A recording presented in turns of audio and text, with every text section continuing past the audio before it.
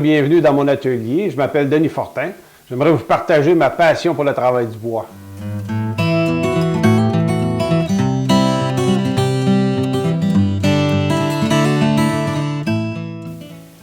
Donc, quand on est bien marqué, dans le fond, on va procéder à la première coupe.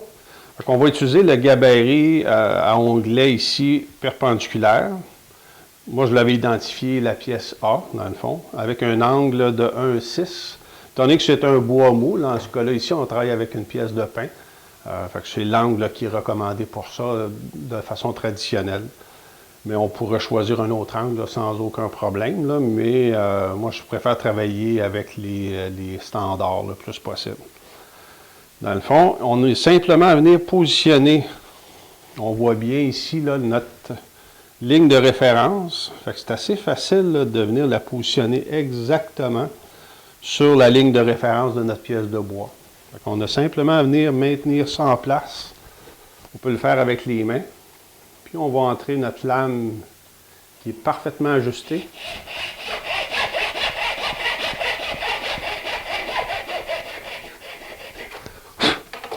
Et voilà, ici avec mon petit masking tape vert, là, ici ça me permet là, facilement de me repérer la profondeur.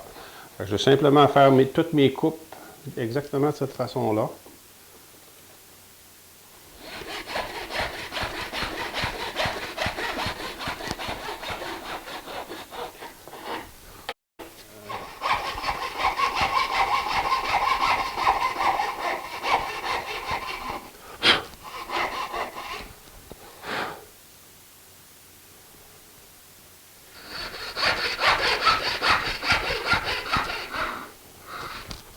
Voilà.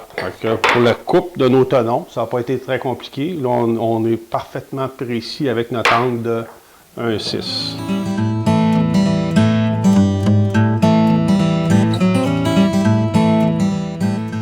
Donc, je vous invite à suivre les formations.